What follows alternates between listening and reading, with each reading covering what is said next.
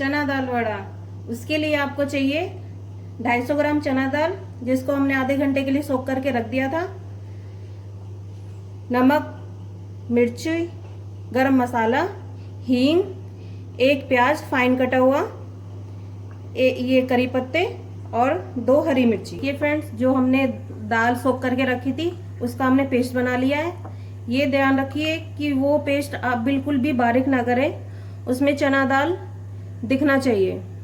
देखिए, अब इसमें मसाले ऐड करेंगे। नमक स्वाद अनुसार,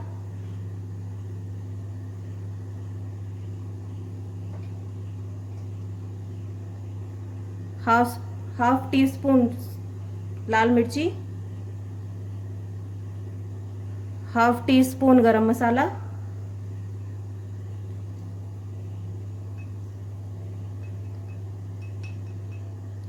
थोड़ी सी हींग,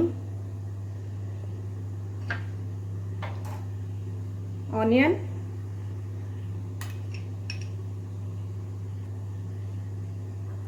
हरी मिर्ची और ये करी पत्ते हमने कट कर लिए हैं। अब इसका पेस्ट बना लेंगे, इसे मिला लेंगे।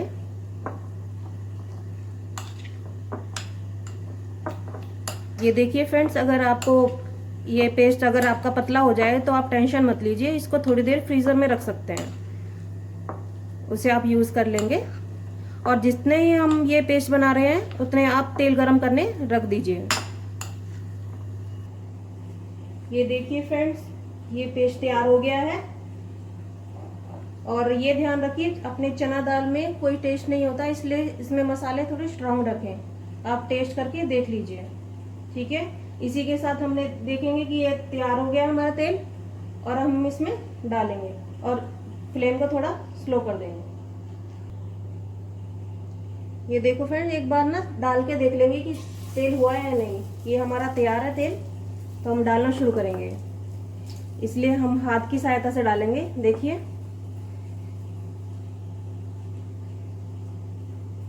दबाते हुए शेप, गोल शेप देंगे।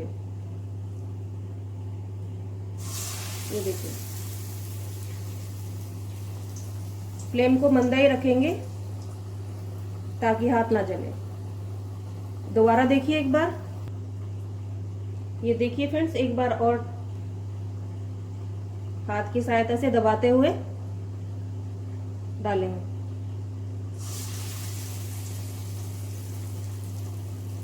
इसे साथ साथ ना चलाएं और थोड़ी देर वेट करें।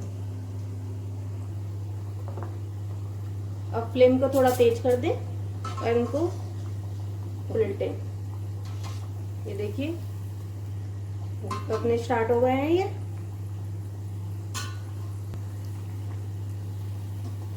इनको हमें ब्राउन होने तक पकाना है, क्रिस्पी होने तक।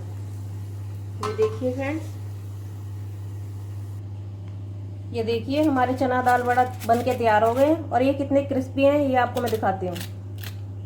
सुन रहे हैं आप?